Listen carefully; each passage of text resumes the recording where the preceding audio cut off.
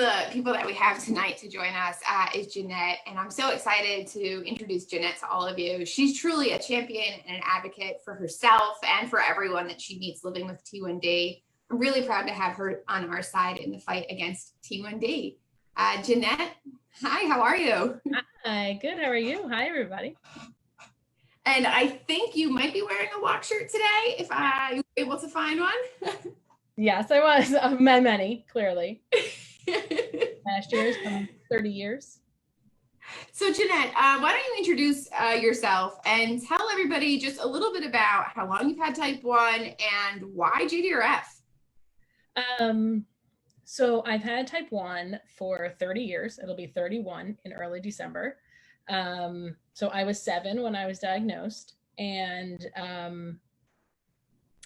JDRF became a part of our family very shortly thereafter. I'm currently a high school math teacher, a youth minister in the Catholic Church, and I do lots of stuff. And one of those things that has always been a part of my journey has been JDRF.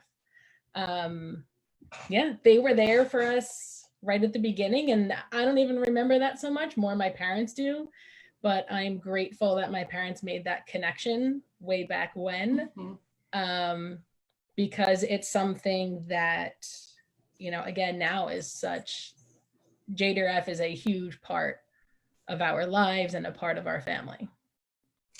It's interesting too that you say that, because I think about how many people join us at Walk as a kid. And so you really grew up walking and having your parents bring you there. And now, I mean, you lead your walk team each year. Can you tell me a little bit about your One Walk experience over the years? So One Walk for us, it has become just a thing in our family that everybody counts on it. Our first, I don't know exactly where everyone is from, but our first walk was in November of 1990, and I was diagnosed in December of 89. And the walk was inside Livingston Mall.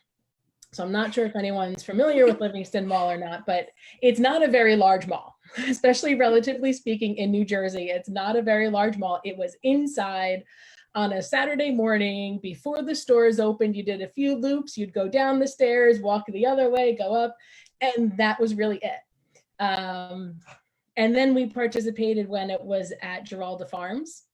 And then they started the Liberty State Park one. And once we went there, my parents became like very active and took part. We live in Kearney. My parents both grew up in Jersey City. So they helped with, and even still kind of help with logistics and things like that at the walk. And even so much so that there's people that come and help at the walk that were connections my dad had. And every year they simply wait for the phone call or the email from my dad. Like, they have it, they know they're doing it. They're just waiting on him to give them like the exact information. So that seems to be a common theme with your family. Yeah, being able to pull in people and kind of taking a leap before something might be certain. So you know where I'm going with this, which is my favorite story ever. So in addition to One Walk, we also have a program called Ride to Cure, which is a cycling event. And your first introduction to our cycling event. Everyone that. So for years, I had seen friends of mine, both people I know in person, friends with type 1 that I know from across the country, from other conferences and things, who had participated in the ride. And I would watch them, especially on like a Saturday morning. I'd be sitting on the couch and I'd see them checking in, and, and I'd see them, check in a little while later saying, oh, now I've biked 36 miles and now I've biked 52 miles. And I remember sitting there thinking, that's great, I haven't left the couch. So it was that kind of happened a couple years in a row with a few different people. And then one year, my biggest excuse was timing, like as a teacher and other stuff, like youth ministry, we've gone to mission trip over the summer. So to me, like the August ones don't work. And I'm a teacher, so I can't fly somewhere in October. Like that just doesn't work. That was my excuse, was why I couldn't do it. And then Saratoga Springs was introduced, and I thought, well, there goes my excuse about a distance because I could drive to Saratoga Springs. So now, like, the last excuse I used that people bought for a while was now out the window. And then one of my other friends that has done it, she's done it like out in she's one who's done some of the other rides. I remember talking to her one night about it, and she's like, oh, I think the Saratoga Springs one is sold out. It was the first year Saratoga happened. So I go on and I register because I thought, well, if it's going to sell out, like, I guess this is my time to do this. So I fully registered for the ride. And then I decided I should probably buy a bike. So I signed up for my first JDRF ride in January of 2017, and I bought my bike in March of 2017. I think it speaks to the power of the community. You really start to find your own tribe, and there's an element of you get to really interact with each of these people just at the JDRF events, and that's kind of enough. You're able to really find those people, and if you want to do more, you can.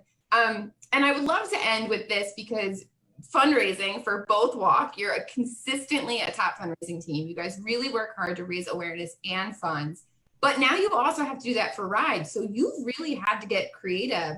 Can you share one of your creative ideas with us tonight?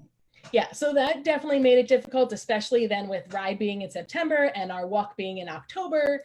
It was really kind of then tough to, fundraise for both. So I did have to get a little bit creative. So I kind of adapted an idea that I had seen somebody else do, but then adapted it to my own.